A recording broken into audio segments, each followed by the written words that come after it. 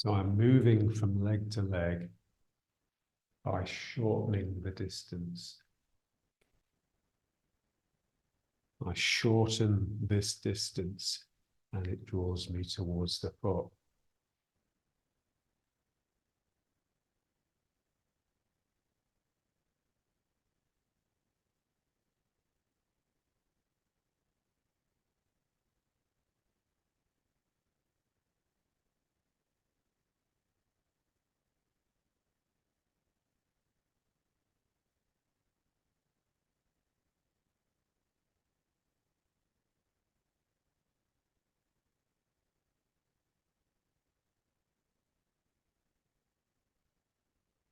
I want to feel that shortening as coming from a lengthening within me. So we talk about pulling the feet. So I pull this point here. I pull this point here.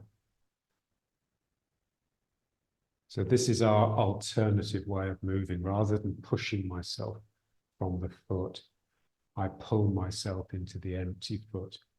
So this is the way we try to work in Tai Chi. Now, what I want to try and feel now is that it's not really a pull. What it is, it's this sense that I have lengthened, I've let go here, and that has lengthened and is actually pushing me from behind this foot, from the other side. So there's a sense that my leg has gone out from here and is now pushing the ground this way, which is making me move that way.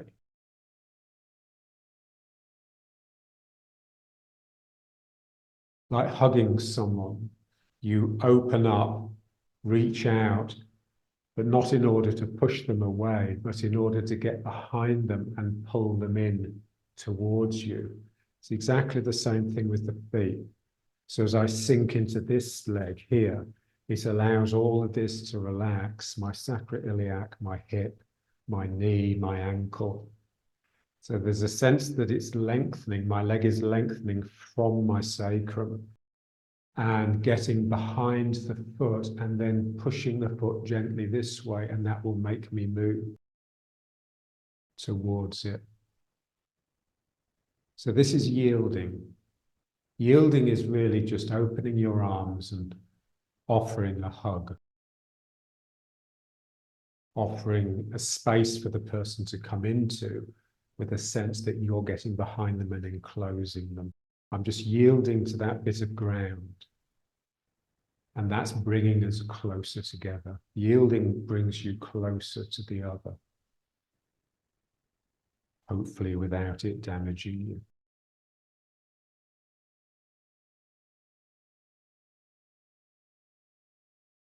I reach behind.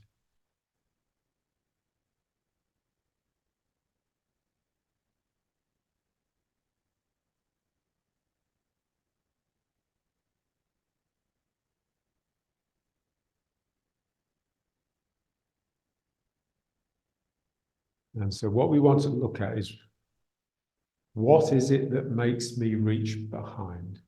It's like with another person. If there's another person there, what is it that makes you want to bring them in and become intimate?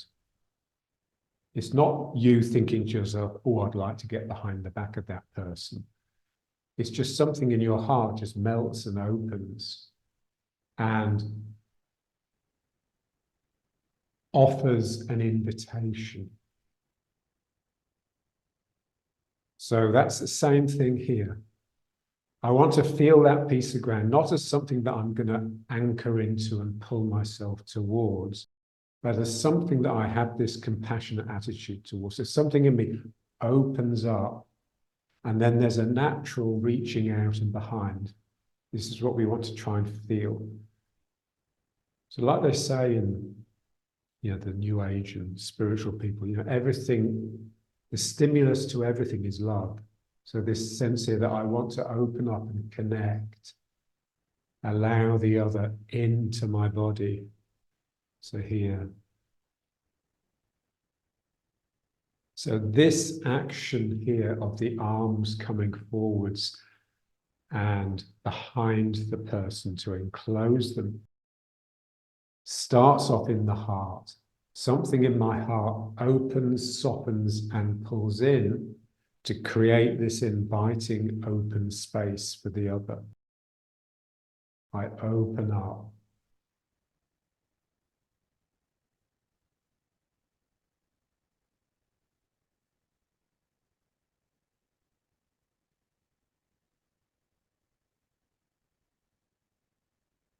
And just imagine there's a person standing where each of your feet is, and I just open up to them and come towards them and just let my arms link behind them.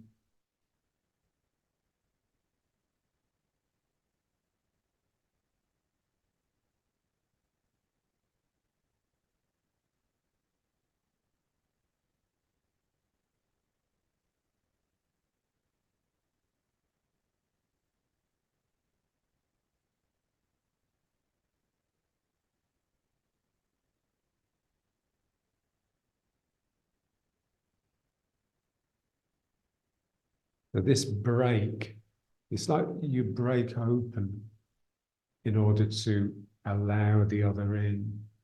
And that's sinking. That's the same breakage inside that just enables you to melt down into your posture.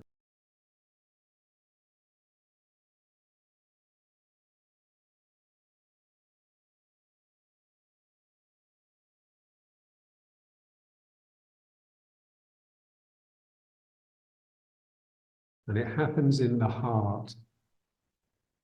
But then I want that heart really to come everywhere, but especially here in the sacrum, because that's the problem area, really.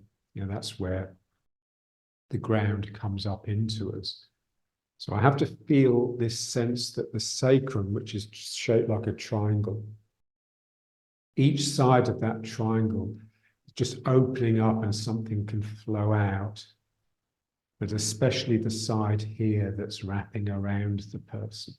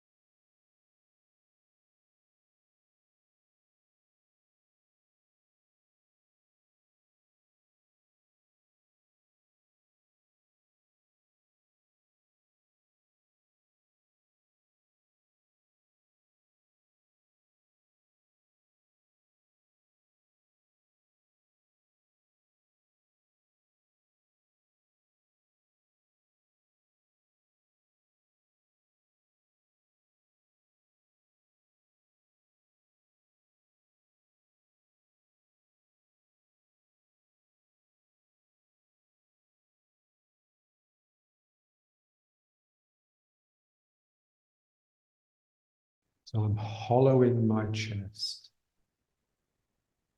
I'm softening here and allowing it just to melt open and receive something. And that is sending my arms out behind.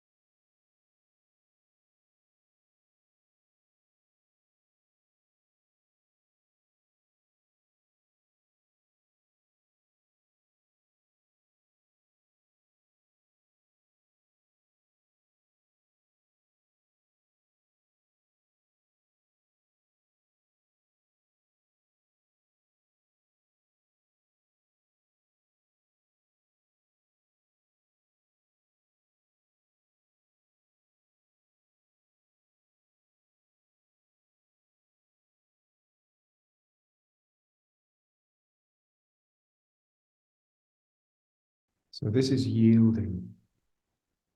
So yielding is not really technical. It's more just a heartfelt response to the other, a generous, welcoming, like a smile.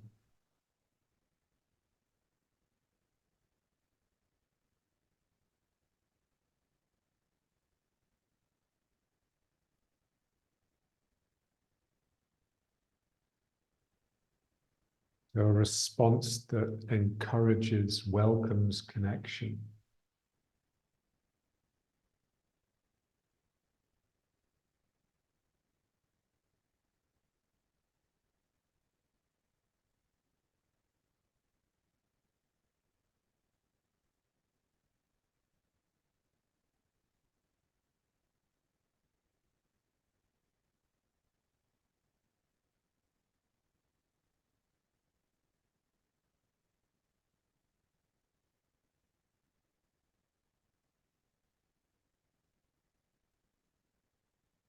And we're just looking at it in all its detail, all its glory. Something so simple, something that we just take for granted, we give no care or concern.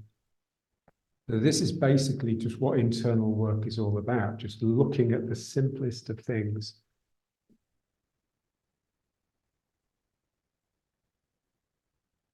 And just being interested enough to see what's happening and see how we normally block it off with our inattention, with our mindlessness.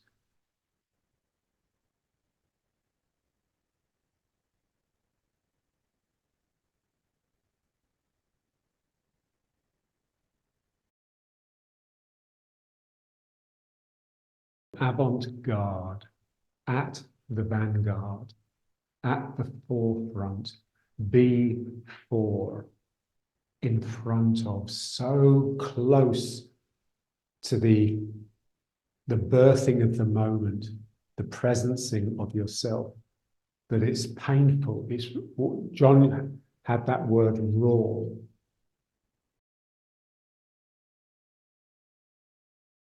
All enlightened masters, you see them, there's a lot now you can sort of look at on YouTube. They all have that in common. They all look like they're breaking and pouring into the moment. They're right at the front, right at the beginning. They're not holding themselves back and thinking to themselves. So their responses are pure and immediate.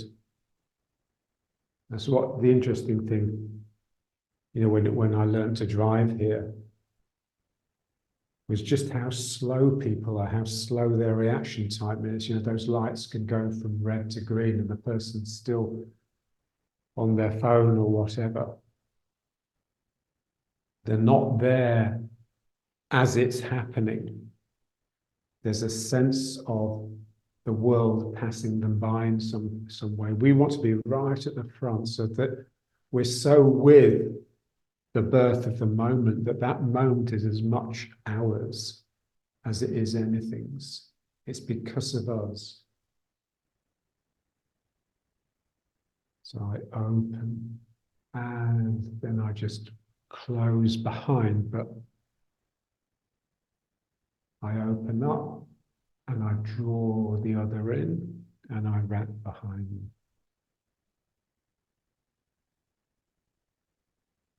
Nothing could be more simple, and yet nothing could be more rich. The only thing that would make it richer was if you had actually had another person there.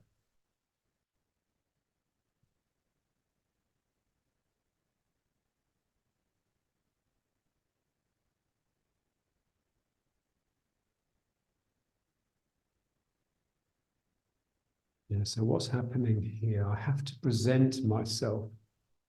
So something needs to come out of me just to make that connection. It's almost just like a recognition, really.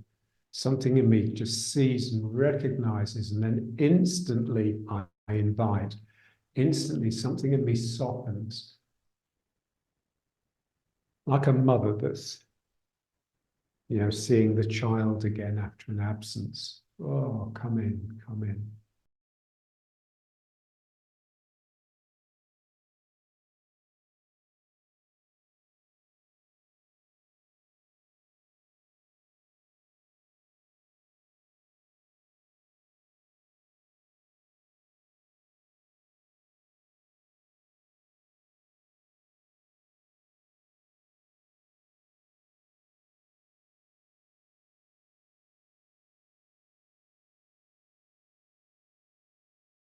And now just breathing.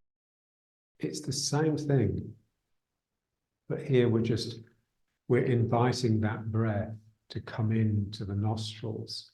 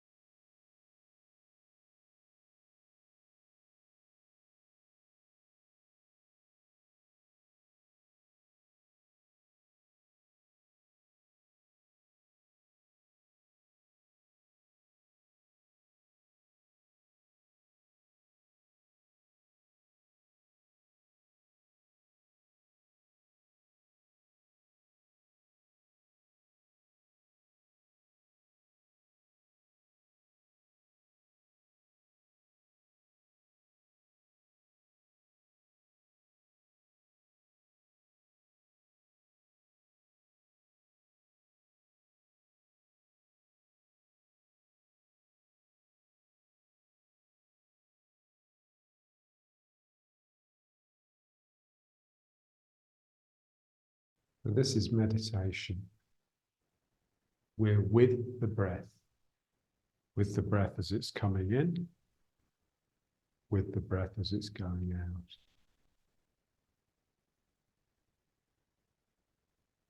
The mind will want to leave this activity and retreat into itself and think about something unrelated. And if I allow that to happen, then I will lose awareness of the space and the time that I occupy. So I will retreat from the vanguard, from the front, and settle back into myself. That's the enemy.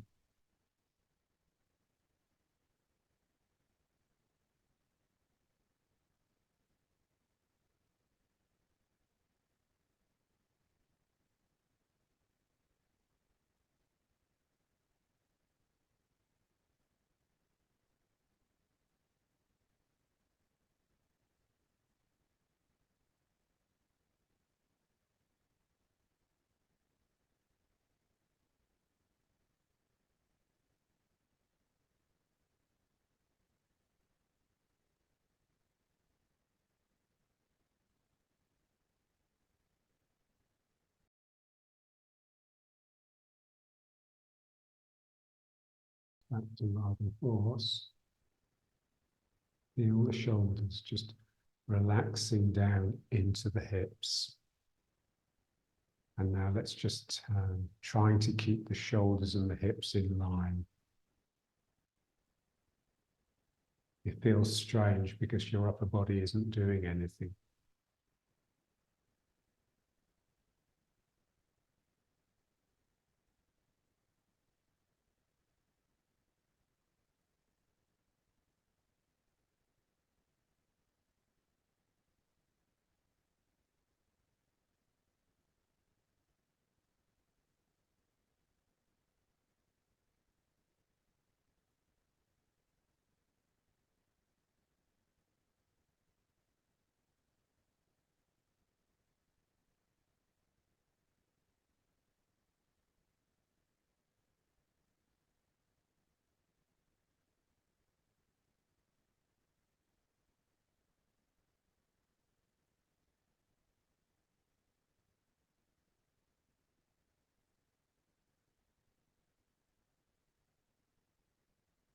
So you're so at the forefront that it's almost like as you turn towards this corner, it's almost like you topple. It's like you're falling towards the direction that you're moving.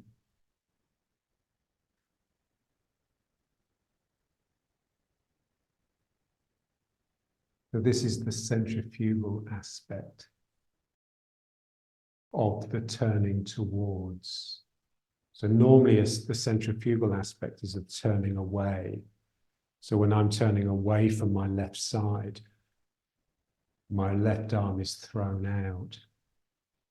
Now I'm turning towards my left side, and something here is wanting to spill out towards the corner. So I have to stay sunk to stop myself from leaning.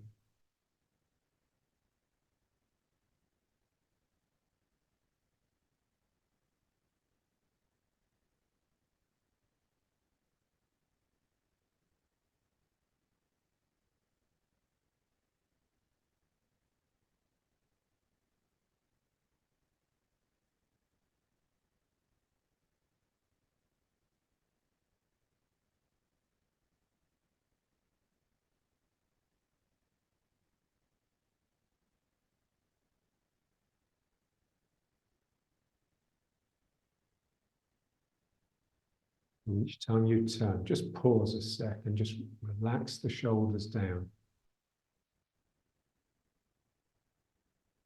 So whenever we move, the shoulders tend to come up.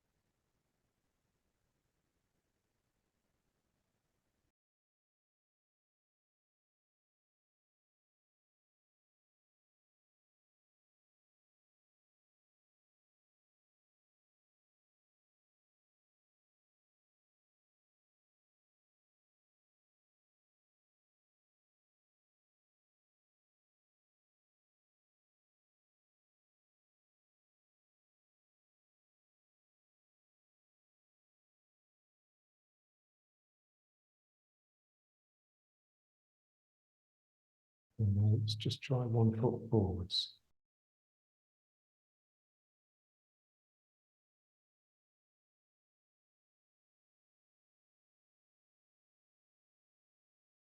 Just going backwards and forwards, but again, just slowly, just trying to feel it. So I'm in the back foot. So my back leg is supporting my weight.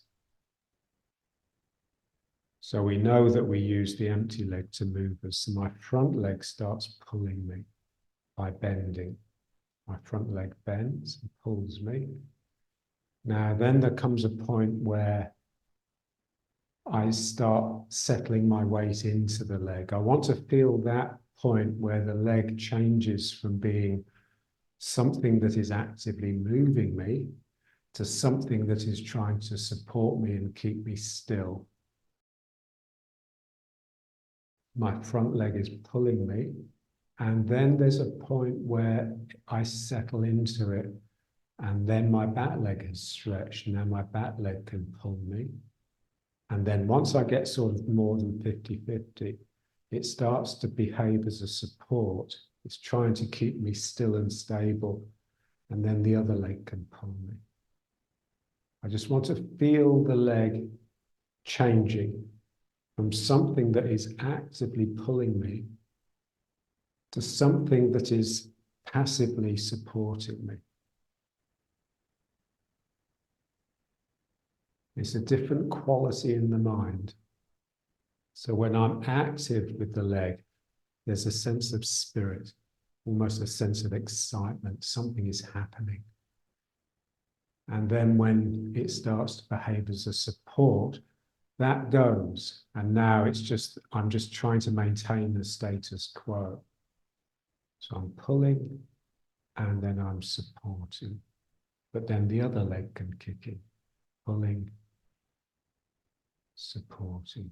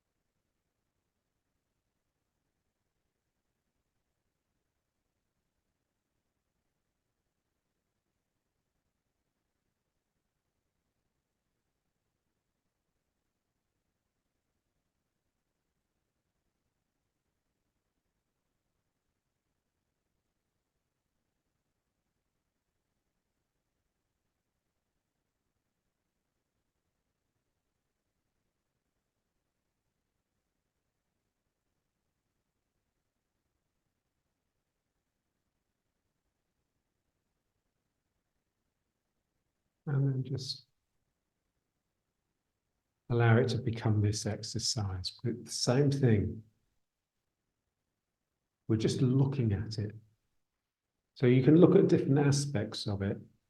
So we could look at the point where this is catching the ground, a bit like what we were just doing with the moving from leg to leg, side to side.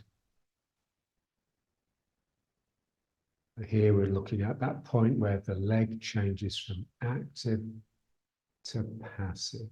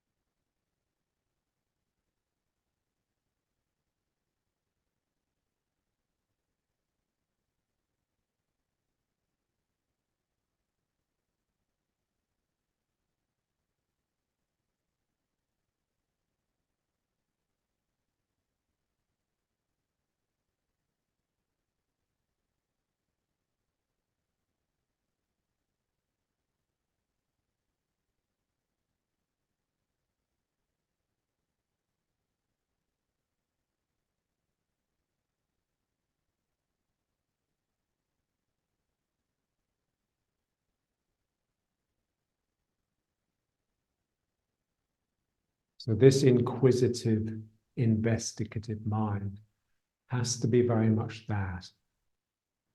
I don't want to use the mind to impose something. I want to use the mind to look at it and see what's happening.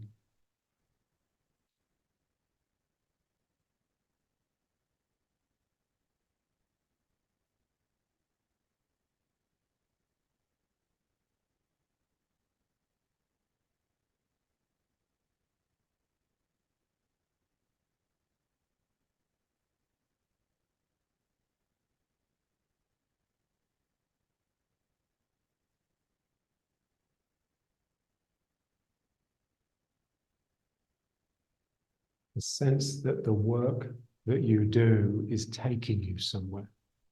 taking you somewhere magical, into the unknown.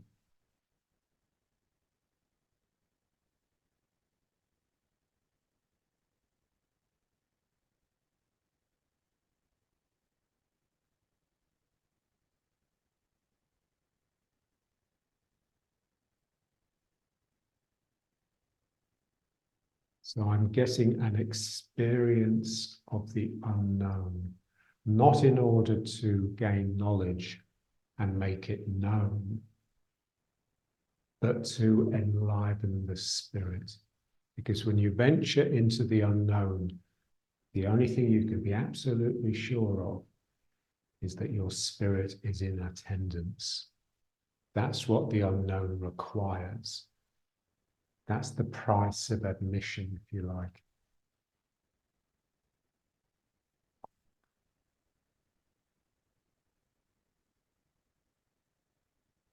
So you're a magician, you're conjuring magic.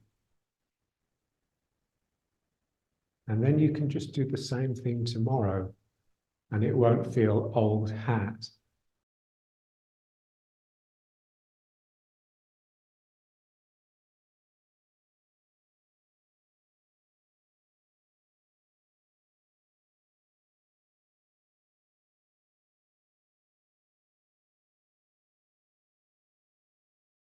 As soon as you get a sense that you've looked at it enough, okay, I know what's happening now.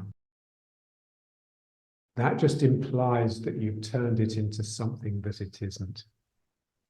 You need to be really soft, gentle, light, so that the spirit can expose itself. As soon as I start thinking, oh yeah, this is what's happening, then I go into some sense of automatic, then the spirit has gone.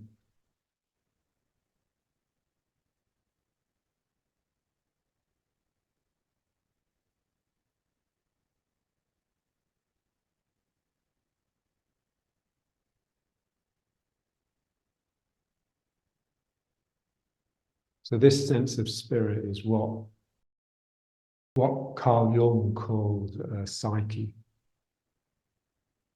or he called it soul. This sense that there's a sort of a very active but very sort of delicate energy in attendance when you're at your best.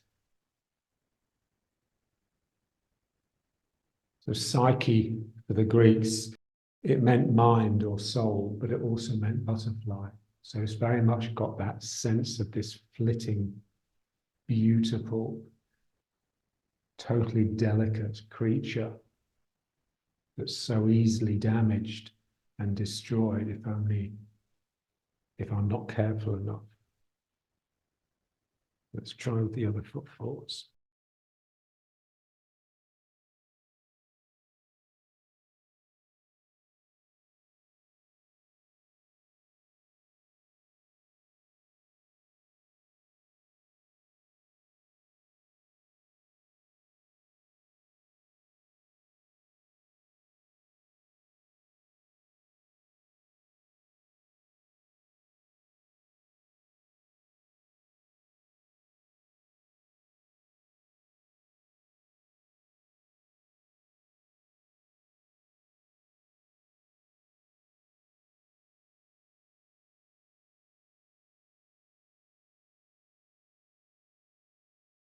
I always think of the Madonna, you know, those beautiful old paintings of her.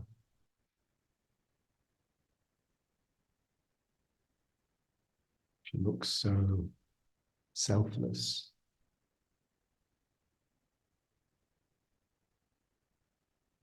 It's like a Madonna with twins.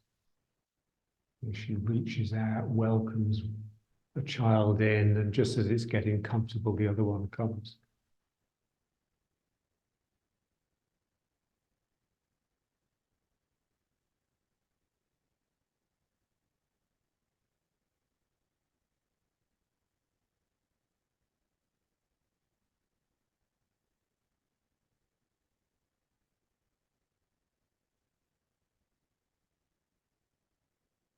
So my hand is reaching forwards, but it's from the back here. It's the shoulder blade releasing from the spine.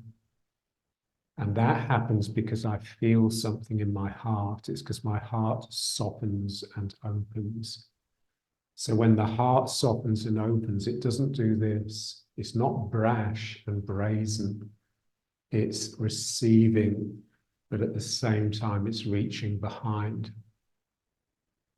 So my shoulder blade just releases. It's not something I really need to have to do. I just have to feel that sincere softening and welcoming in my heart. And it will naturally just come away from the shoulder, but I want to see it.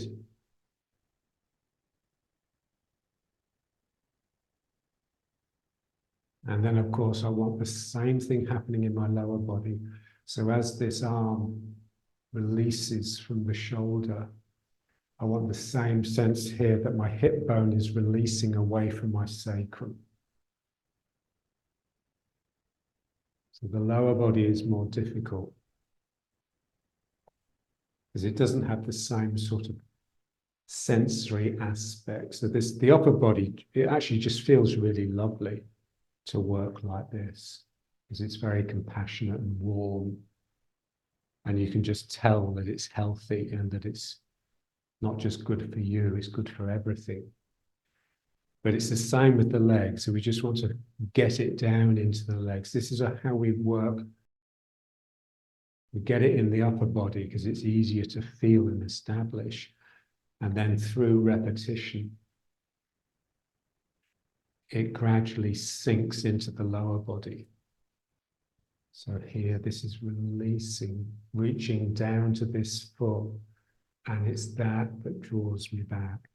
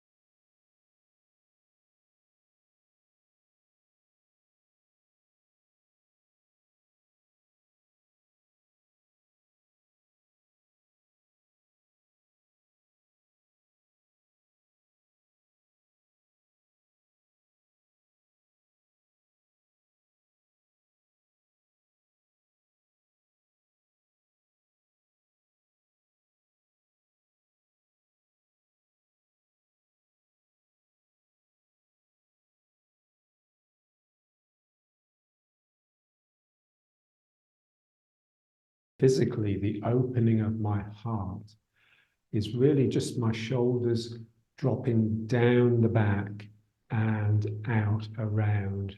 This sense that my two shoulder blades are swelling away from each other.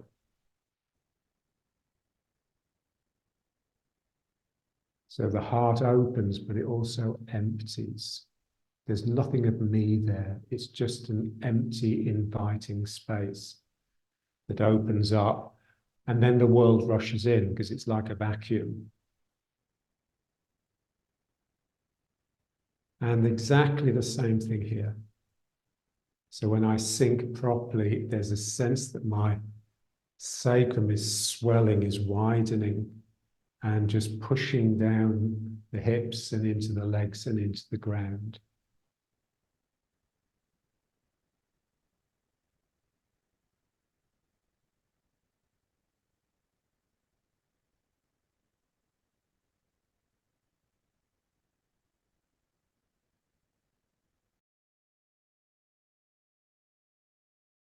Now let's just try this one where we just lift the knee. As my foot goes down and I bring the weight into it, I want the sense of my heel penetrating the ground. And it's that allows the other heel to come up.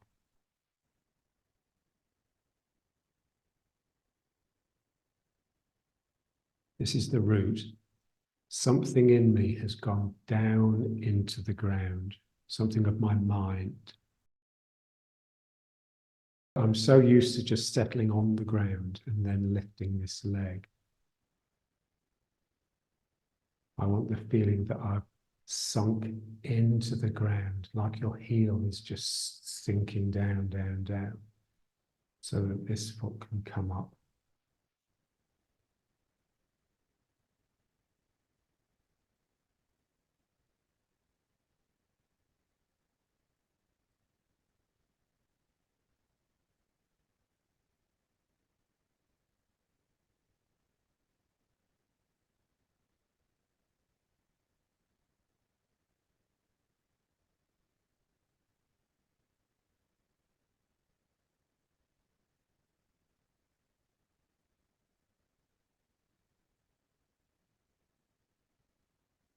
And so the more present you are,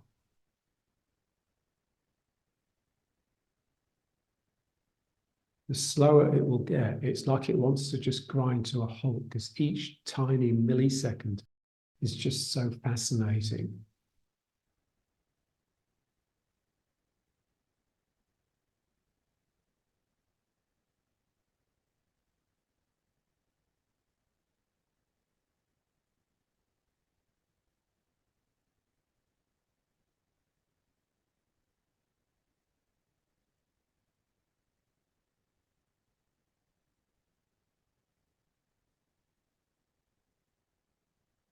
The movement has a sense of emerging, like the butterfly coming out of the chrysalis, or the snake emerging from the old skin.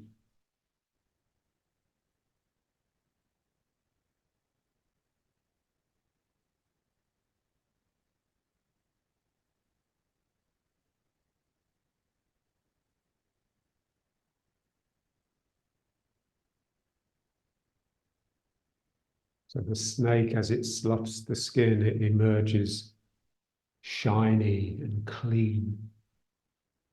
This is the sense with us in our movement. We're emerging clean and new. We're casting off the old. That's what the movement is for us, especially the form.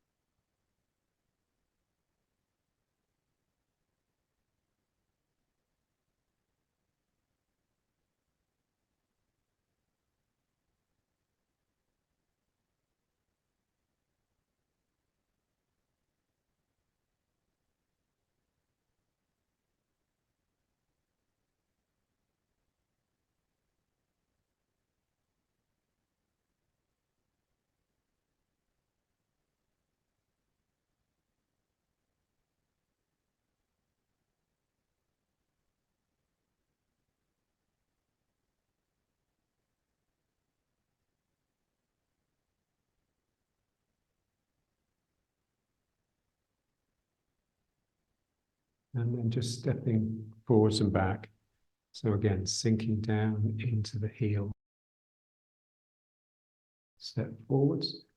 And then as I bring the weight into the front foot, that heel penetrates and allows the back heel to come up.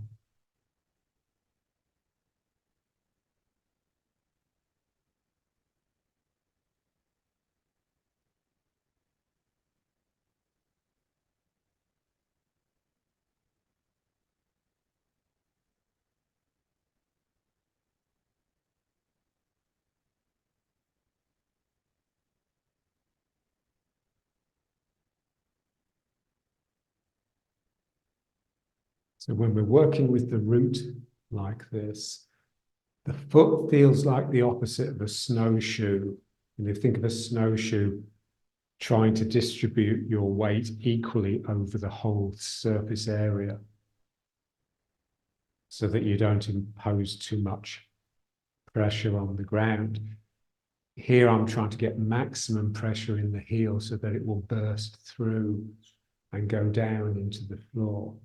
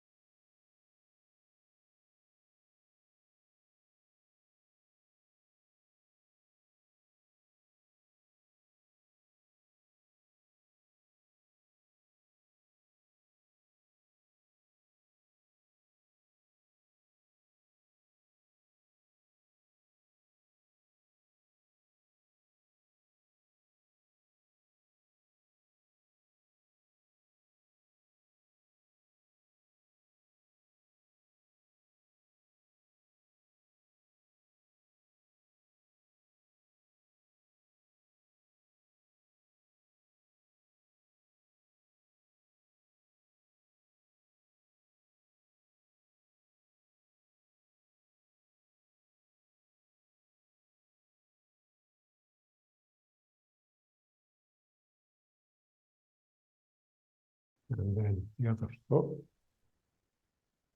And I sink into the heel, step, and the same thing, but now let's just get this arm movement going.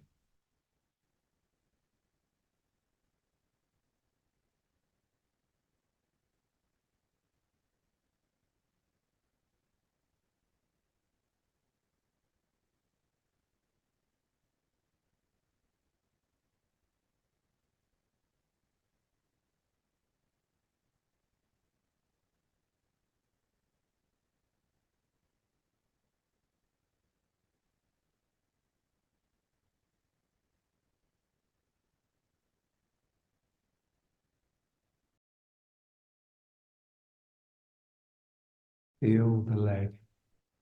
So this leg is now in the active phase of pulling me.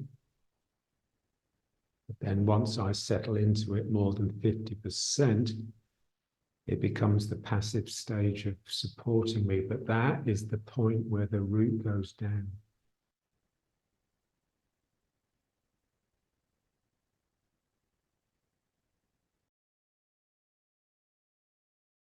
Pull with the leg, and then I penetrate down with my root. I pull with the leg, and then the root goes down.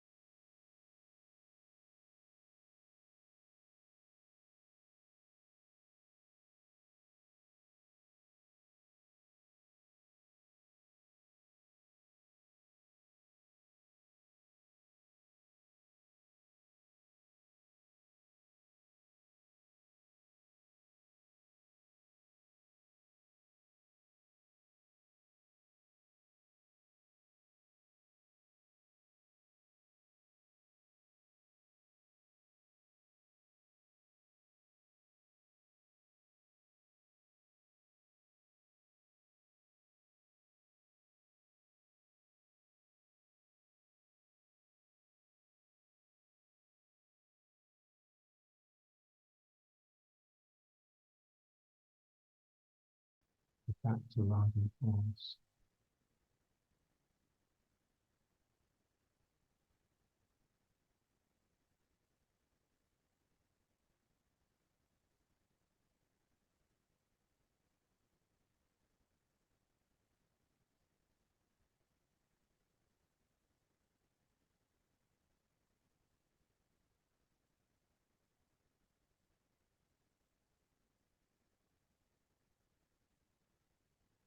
So each side of my sacrum here at the back reaches down the leg. And then it's as though that circuit comes back up. And you can think of these points here in the groin, or you can just think of it coming up into the dantian. So let's just try just making that into a continuous figure of 8. So I turn, this releases, goes down the leg, comes up, and then this one.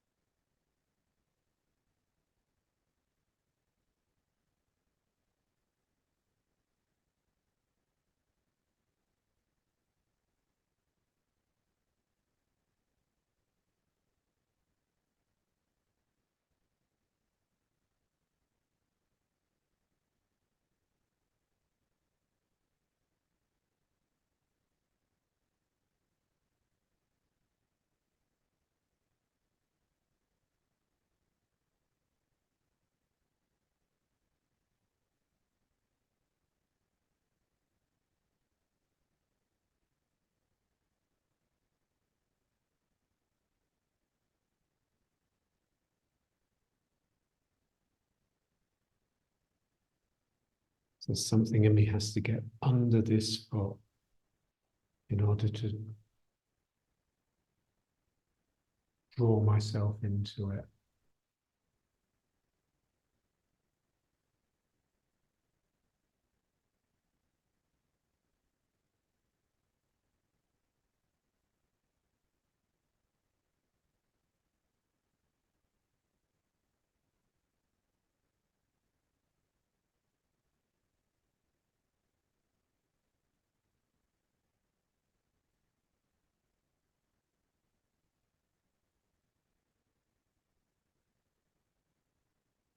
So what's producing the movement is the feeling.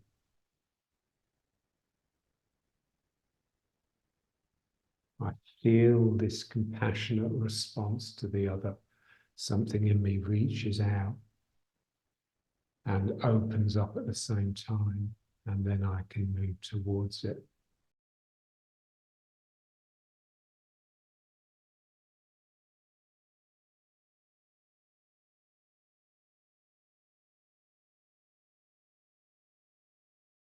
Just the same thing, but in the arms.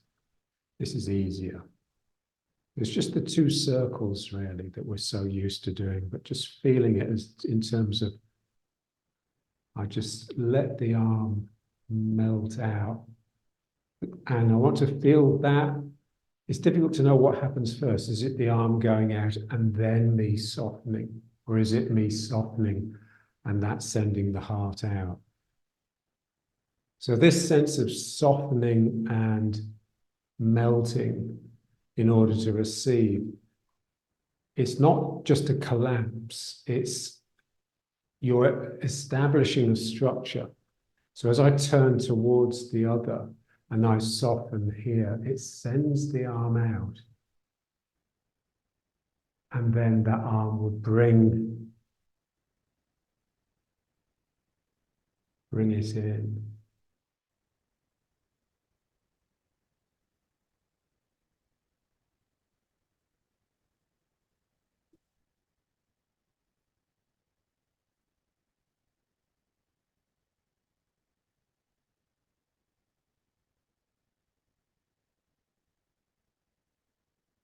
The same thing is happening in the legs.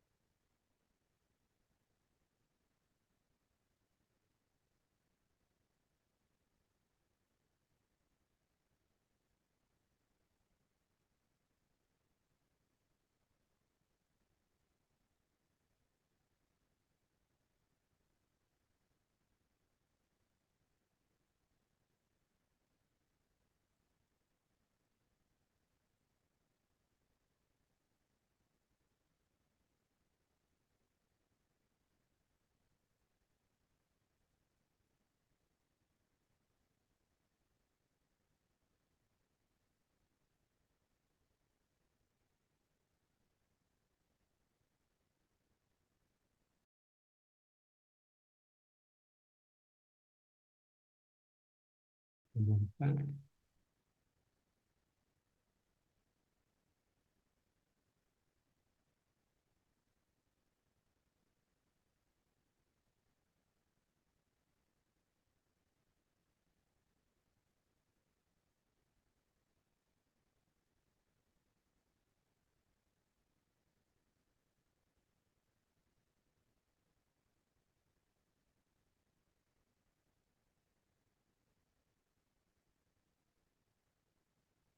So we work mindfully, carefully, slowly,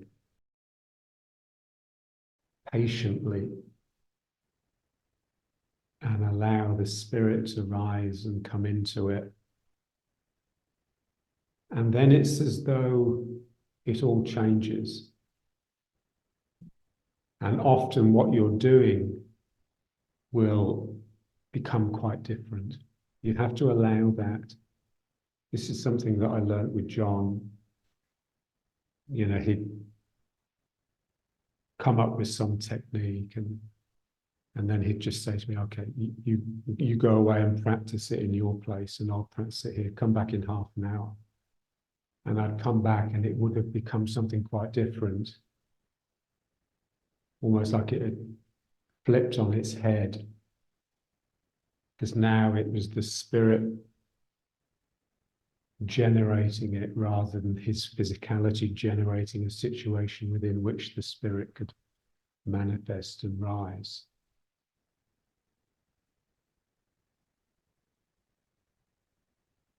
So it can't really be technically explicated. You can't really explain it to people.